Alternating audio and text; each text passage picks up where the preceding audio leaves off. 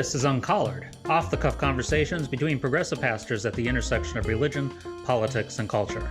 I'm Todd Leonard. I'm senior pastor at Glendale City Church. In a moment, I'll be joined by Shane Kinnison, senior pastor at First Baptist Church of Glendale. Today is part 2 of Shane's and my conversation about breaking free from fundamentalism. With both of us having upbringings in conservative fundamentalist denominations, Shane and I talk about how we've been formed by those upbringings and how our questioning and our challenging of the norms and the beliefs of those structures have caused us to change and grow as followers of God. I hope you enjoy the continuation of this conversation.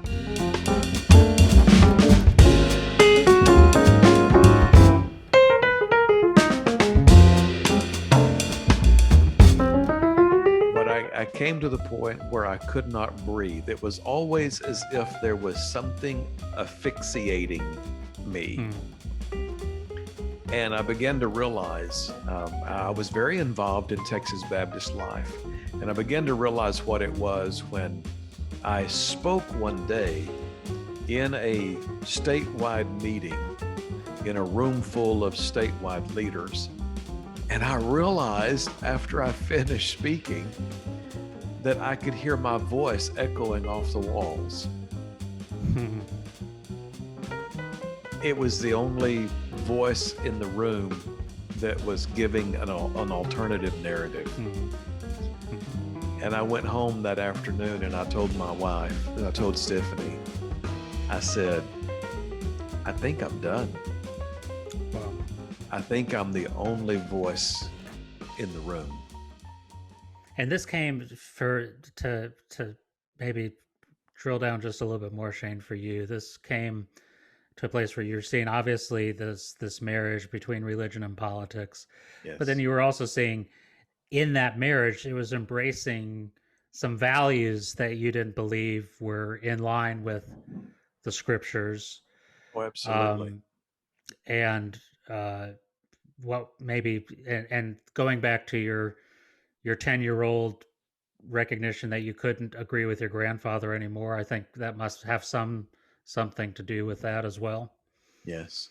Well, when you think about it, and looking back on it, it had so much to do with the predominant views of systemic racism and historic generational supremacy attitudes,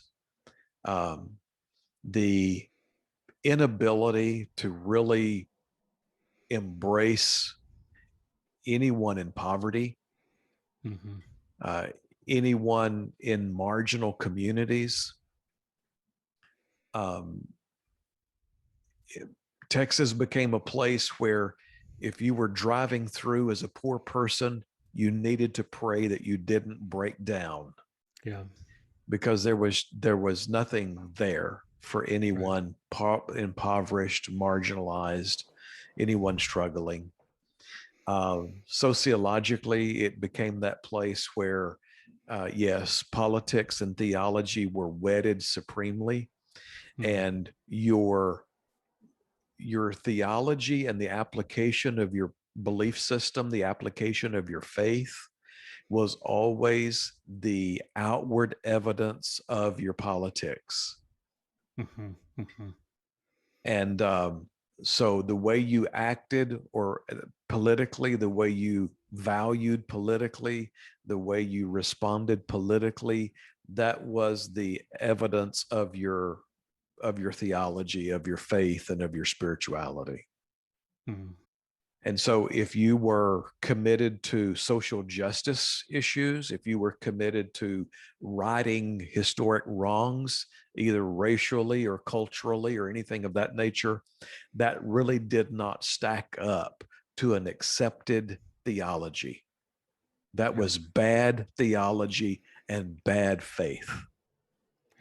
And because conversely, good theology and good faith look like this. And it looks and smells and feels a whole lot like supremacy.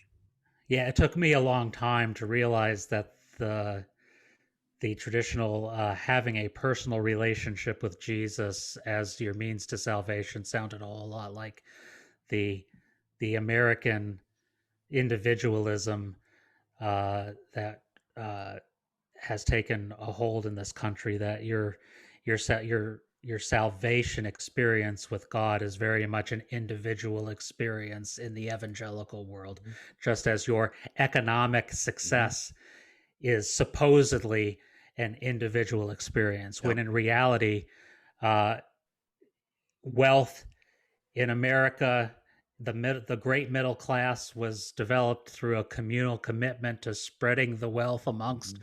as many people as possible. And surprise, surprise, that when you read the scriptures, uh, salvation is actually a communal experience. The kingdom of God is a communal experience. That it's us in this together type of thing. Yes. And unfortunately, my religion teaches it's get to heaven on your own type of thing, Mhm. and so therefore a social justice mindset, sticking up for the marginalized,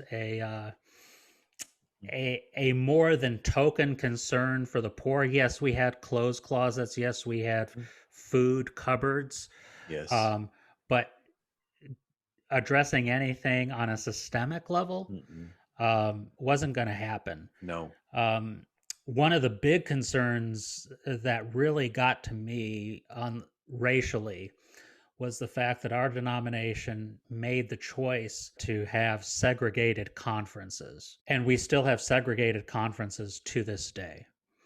So there are Black Adventist conferences in the United States and white Adventist conferences. And the reason is because whites admitted that we would not be willing to share power with black people. And so we said the best we can do is to let black people have your own conferences, so then you can have leadership over your own churches and schools, because uh, white people were not willing to let black people be in charge of things. And we are still not willing to let black people, by and large, be in charge of things in this country. And it is a great shame to me to be part of a denomination where uh, we will brag that we are the most multicultural denomination in the country. We are the most diverse denomination in the country. And yet we are as segregated, if not more segregated, than any denomination No. in the country. And it breaks my heart, and it is shameful that we operate this way. Um, and that there is no major effort being made in any way, shape, or form to rectify this, Mm. even today, even after George Floyd. Mhm. There is no effort being made to change this. Mm. Uh, is deeply problematic Mhm. to me, and Yep. shows how misguided our denomination is about its priorities. Which lends to your earlier statement about individual faith, Mm-hmm. individual spirituality, even what we would classify as individual conversion. Mm-hmm. It stops there. Yep. Nothing is able to advance beyond the individual experience. That's right. And the individual experience is not allowed to transform, challenge, change, or even touch the systemic issues and That's the right. systemic structures that have to change in order for the kingdom of God to truly be realized in the earth. It's That's not right. about individual souls being saved only. It is about transformed people transforming culture and transforming life wherever they find it. That's That's where right. we have to drill down into the systemic structures that need to be changed. That's right. My denomination has never worried about the systemic structures because Jesus is coming soon. And Yes. once you go to heaven, heaven fixes everything. Mm-hmm. And therefore you don't, Yeah. all your job is only to worry about your personal salvation and your Yes. personal piety and your personal preparedness for the second coming of Jesus. You do not you do not have the time nor nor the requirement to change things. You do not have to worry about the environment. You do not have to worry about racism in government. You do not have to worry about inequality in the judicial system, economic inequality. None of that matters. That's all the sign that the world is going to end, and therefore get yourself ready and just worry about making sure you're right with God. And so, yeah, there's no Yep. need for Well, caring about the other. you take for example this latest Southern Baptist Convention annual meeting that was held in Nashville, Tennessee, just last week, with all that is facing the SBC, anything from churches and clergy hiding sex abusers and not being fully transparent about sex abuse in the convention, to race relations, to critical race theory, to QAnon, to their literal stance now as of last week, where they passed, these are non-binding resolutions, but passed a resolution that all abortion is completely and totally illegal. Wow. I mean, of everything facing them, the keynote speaker, the keynote preacher stands at the pulpit, and of all that could be addressed, he preaches on a literal hell. Hmm. Okay, I'm not challenging the idea of a literal hell, but that's his message, which becomes a distraction Right. because it's the idea of go back home where you came from and win those individual souls. It goes back to exactly what you Yes. just said. You Yes. don't talk about racism. You don't talk about sex abuse. You don't talk about women in ministry. You don't talk about gay lifestyles. You don't talk about welcoming and affirming. You don't talk about all of these matters. You don't talk about QAnon theories. Right. And you don't talk about Donald Trump. Right. You go home and save the lost, and that's all Right. you do. I couldn't have picked a better way to actually have that group of people describe to the world their priority than that. And it was a literal, from my view, it was a literal distraction, Yeah. and sent that convention out the doors back into their local into the local communities, distracted from that which God is calling us to do, and that is to become involved in the transformation of the world. Yeah. So I have a question. Where do you get your language? We all have language by which we verbalize and communicate our life and faith. In my teen years and through my 20s, that's where I developed my Baptistic language. And I hope no one's offended by that term, but that's the language I developed around these freedoms that we hold and cherish as Baptist people, and to be able to discuss those and emulate them and dialogue about them. I really grew my roots and sank my teeth into Baptist freedom in my 20s. In my 30s, I began to develop my language of spirituality.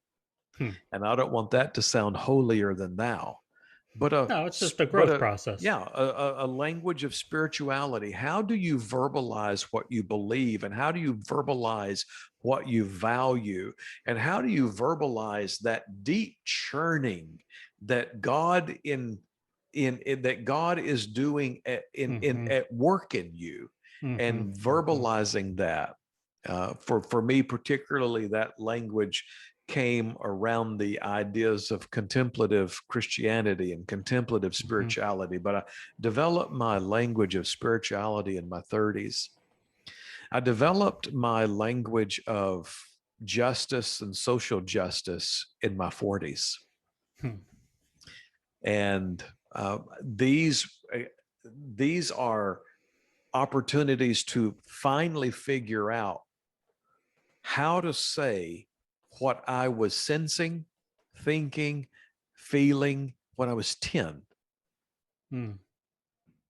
Same could be said for my spiritual language and even for my freedom language, my Baptistic freedom language. I was feeling and sensing and thinking on these things at the age of 10, but I never could figure out how to say them. And my language of justice began to shape in my 40s. And now here I am in my late 50s, almost 60. And with that Baptistic language of freedom and language of spirituality and language of justice coming together and creating in me perhaps, what will become my future. But I'm just curious, where did your language come from? When did your language rise to the surface? That's just a really fascinating question that I'm going to take a stab at it, and I'm frankly going to have to think about it even more in the week to come, because this is something I've never thought about it in that way before. But I certainly would say that my Adventist evangelical, I would phrase it this way: I had a very good Adventist language in my teens and early 20s, and then I started to develop my evangelical. I think in a sense, for me, I had to. Adventism it was such a,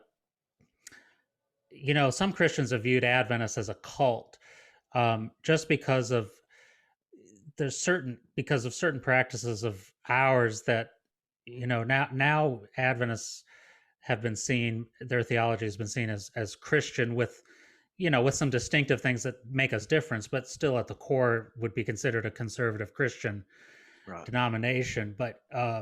But it's still cult-like because of some of the practices of going to church on a different day of the week and doing so much on our own, and being to ourselves in some ways. And so there was kind of this, for me, a movement from exclusivist Adventist language to a broader evangelical language that I started using in my 20s, and using that more generalized conservative Christian language in my 20s to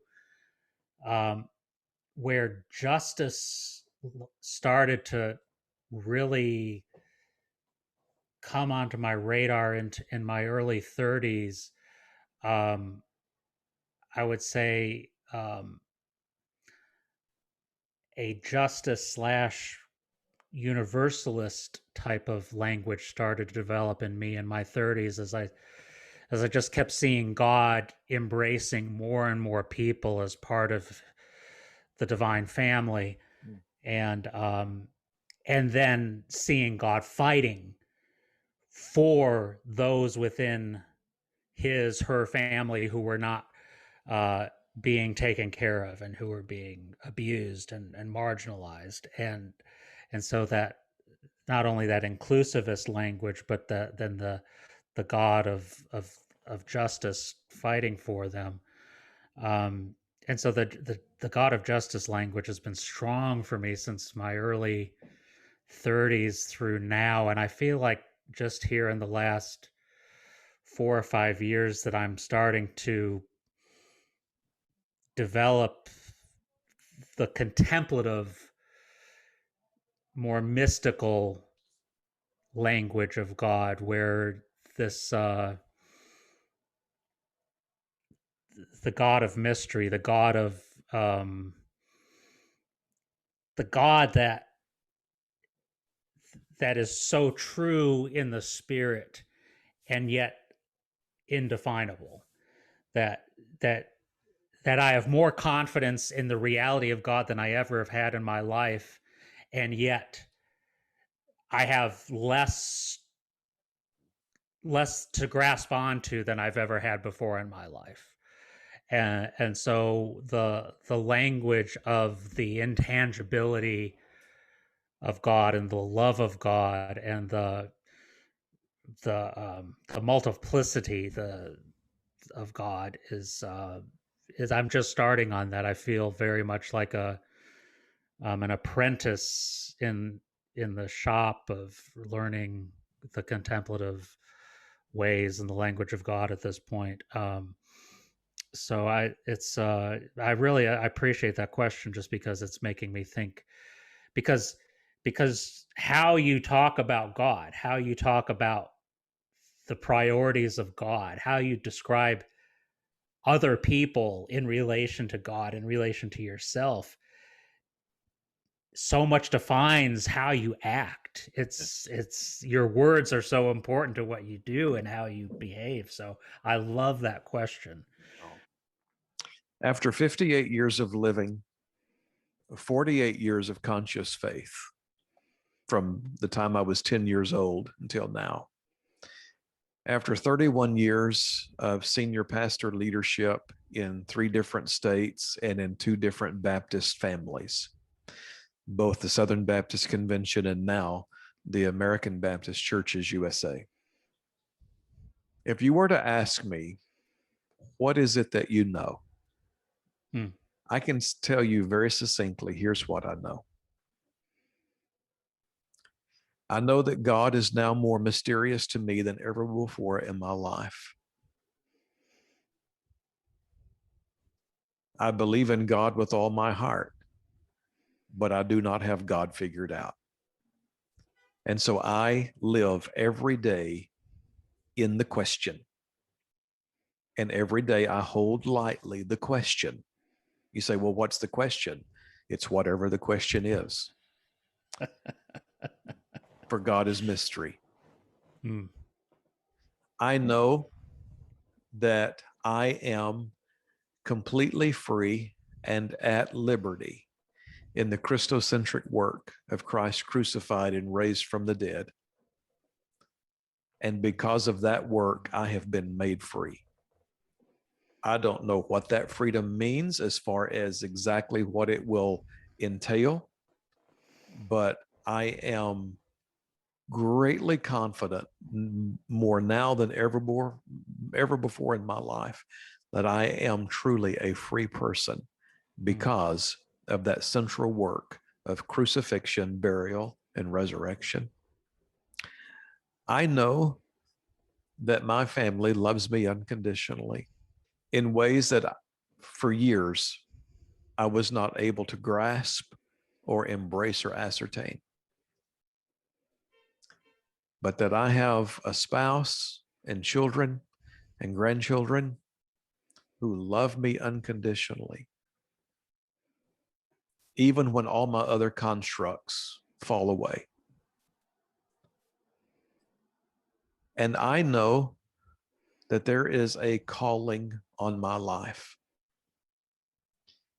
And I know less about that calling now than I ever have in all of these years. But it's there. And I don't know why it's there. And I don't know where it's going to take me. The only thing I know is the one that's doing the calling is going to have to work it out with me. But the calling is there. I just can no longer control it or clearly identify it. But it's there and it is a part of the movement of my life. Hmm.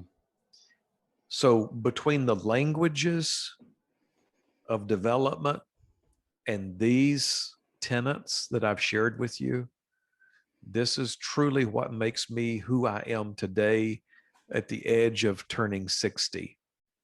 Hmm. And I think it's also, it makes me who I will become for the future. This is what I sense. This is what I sense is happening in me. What is happening in you is it is what we what we learn more and more is that we know less and less. And um and there's a piece with that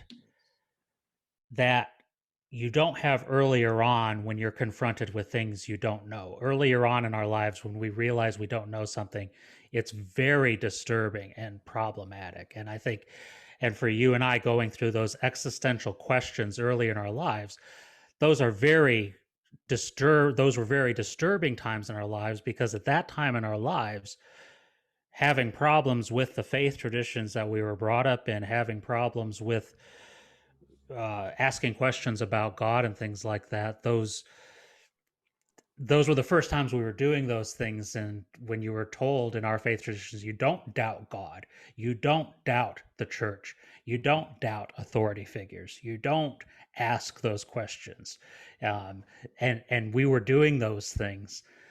That's very hard.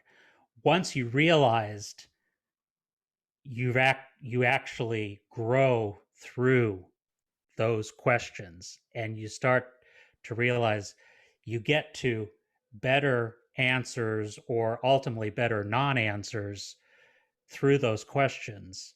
You start to make peace, and then you enjoy the questions, and you start learning that you start unpacking the stuff that is no longer needed. And I think for what I've heard from you is you've unpacked a lot from your past experience uh, that is no longer necessary. There is the freedom that you found in Christ frees you from the need to hold on to a lot of things, or uh, turn certain things into an agenda. Yes. You don't have to have much of an agenda. Um, I I find much within my denomination that is on their agenda as a complete waste of time. I laughed when you talked about the keynote address at the Southern Baptist Convention being on the literal nature of hell. And my denomination leadership is very much focused on still trying to push this soon return of Jesus. This pandemic, boy, this was great fertilizer, or you could call it manure, for uh, all sorts of great new discussion about the soon return of Jesus. Again, the soon return of Jesus.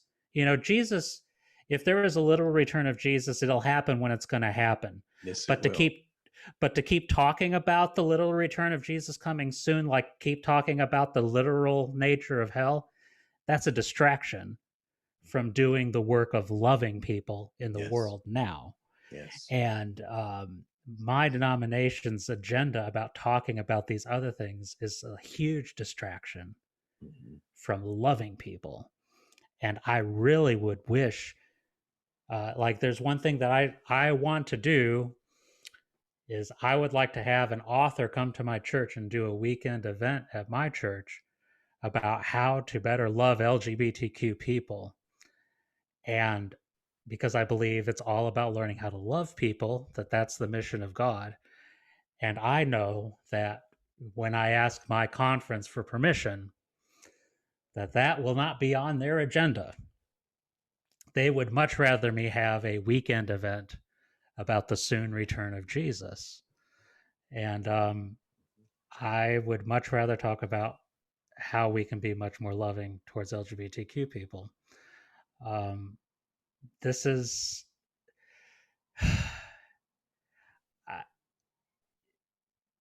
for me, Shane, so much of what you said about what you know and what you don't know. I could say similar things, although I think your journey has taken you to a deeper place of where you say those things with a deeper sense of knowing than I can say them. Um, but the only thing I would add to that is just that the only way I can describe that, if there's a God, and again, I'm more confident of there is something beyond me that fills this universe than I've ever been in my life. The best I can define it is as love. And so, that is inadequate as a word automatically is inadequate, makes something inadequate. Um, so the best I can get at as far as what I believe my mission as a pastor is, what my mission as a human being is trying to be in that place of love and try if I can be a minister of love in some way, shape, or form, which, as you know, as somebody who's journeyed this a long time, that is a very difficult thing.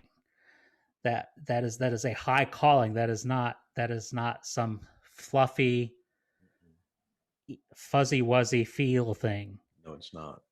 It is something so deep and hard, that I can continue to be confronted with how much more love I wish I had within me. Yes. Um, that that that best defines what I think God is about, and that best defines what I think the calling is on my life, the hold that keeps me doing this pastoral thing, which in a lot of ways I may be in the wrong box for doing what the calling is, but I'm trying to do that calling within this framework, within this box that I'm in, and Hmm. that's about as close as that's probably as close as I can name it right now.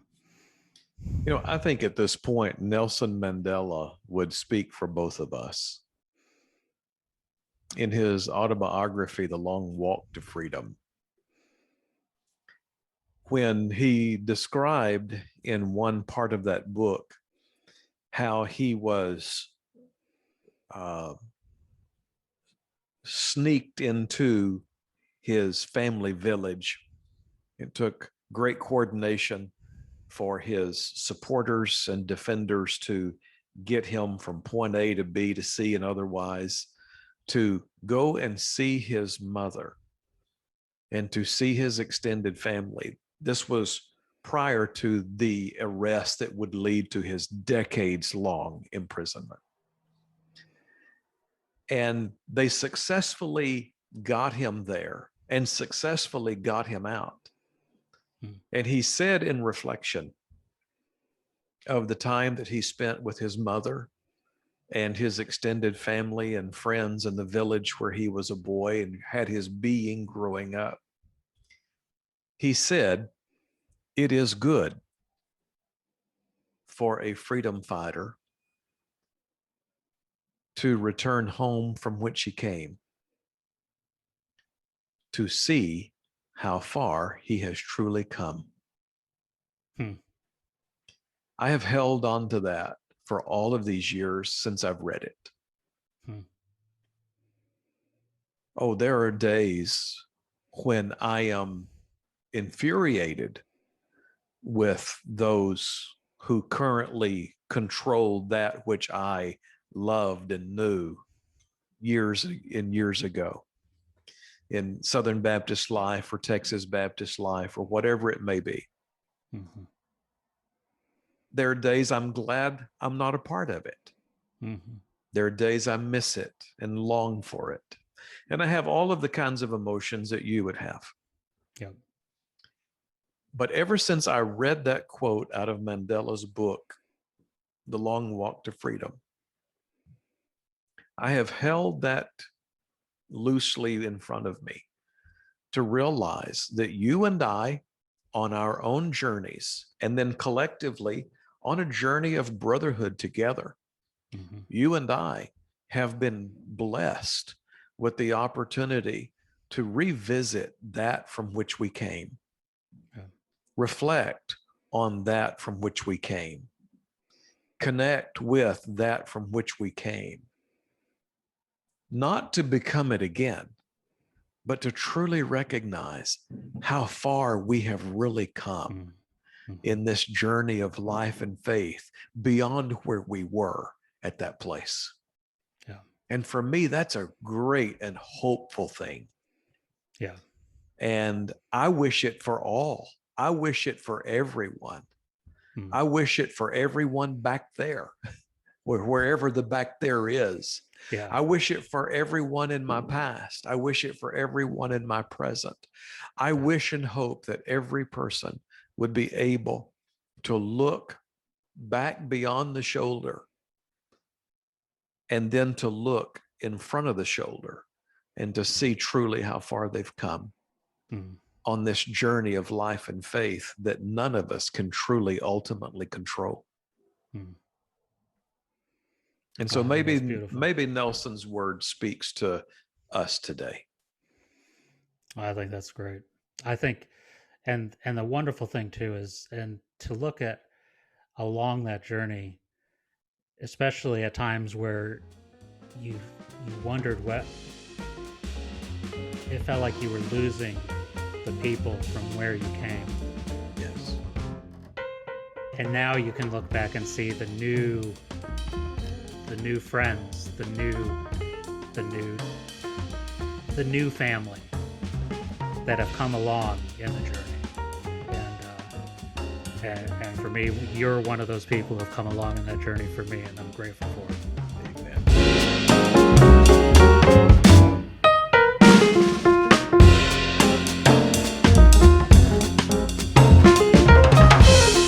Thanks for listening.